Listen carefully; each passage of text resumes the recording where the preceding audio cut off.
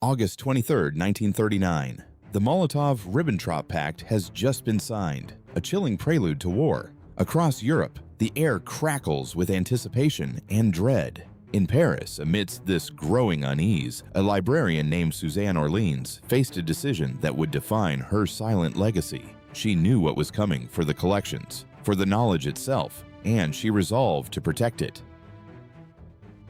Suzanne Orleans was not a soldier or a politician, but a dedicated conservator at the Bibliothèque Nationale de France. Her world was one of parchment, catalog cards, and the hushed reverence of scholarship. Yet beneath this placid surface lay a steely resolve.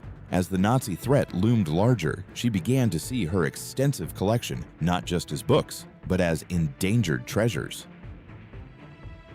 The specific danger was clear. The Nazis had a voracious appetite for cultural artifacts, intending to plunder, confiscate, and destroy works deemed degenerate or useful for their propaganda. Libraries were prime targets, their contents to be recatalogued, repurposed, or simply erased. Orleans understood that the very soul of French intellectualism was at stake within those hallowed halls.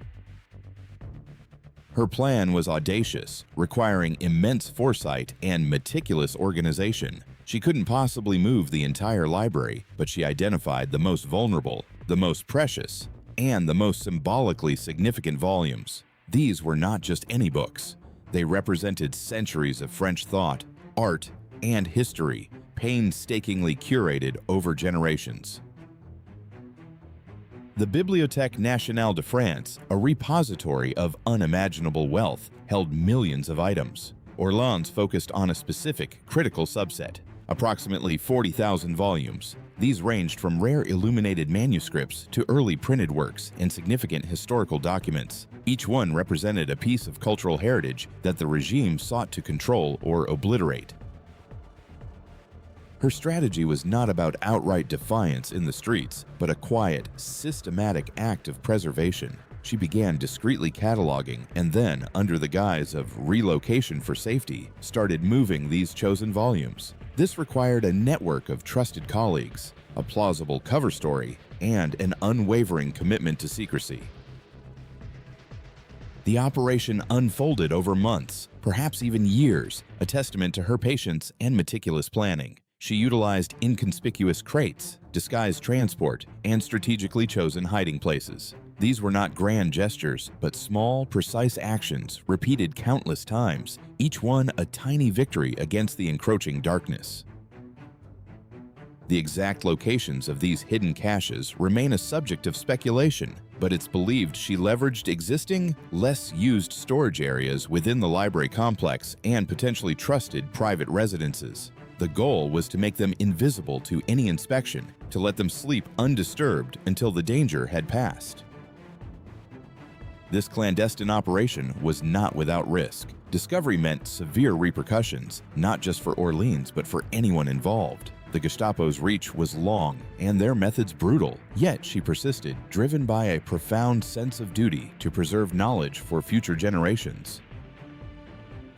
The true turning point came with the liberation of Paris in 1944. As Allied forces entered the city, the immediate threat to the library's collection receded. Orleans then faced the monumental task of revealing her hidden treasures and ensuring their safe return to the shelves.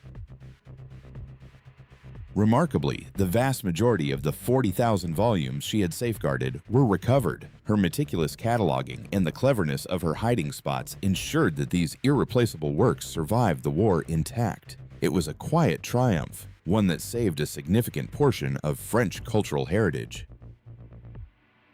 What is most astonishing, however, is what came after. In the annals of wartime heroism, stories of resistance fighters and spies are common, but Suzanne Orleans never sought recognition. She did not write memoirs, give interviews, or claim credit for her extraordinary feat.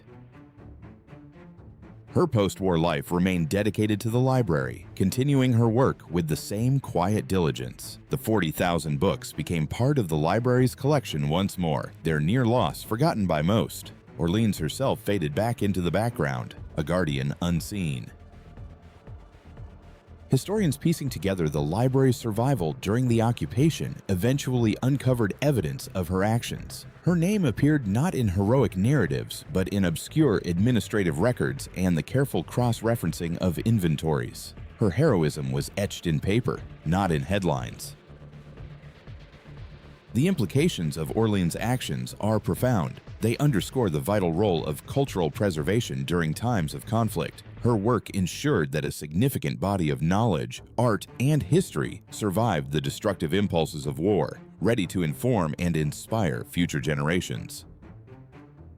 Her quiet persistence also highlights a different kind of bravery. It wasn't the bravery of direct confrontation, but the strategic, enduring courage of safeguarding. It is the heroism of the archivist, the curator, the librarian, whose battles are fought with knowledge and patience.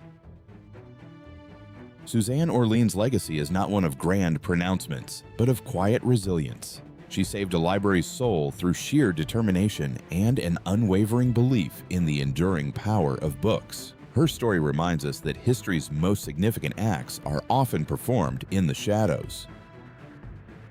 By choosing silence over fame, she ensured the survival of her charges. The 40,000 books stand as her testament, a silent chorus of voices preserved against the cacophony of war. Their continued existence is the only monument she ever needed. Her dedication serves as a powerful reminder that preserving culture is as crucial as defending borders. In her meticulous care, Orleans protected not just paper and ink, but the very continuity of human thought and expression. The Bibliothèque Nationale de France still holds these treasures, a silent echo of one librarian's extraordinary resolve. Suzanne Orleans' story is a quiet footnote in the grand narrative of World War II, but one that resonates profoundly with those who understand the true value of what was saved.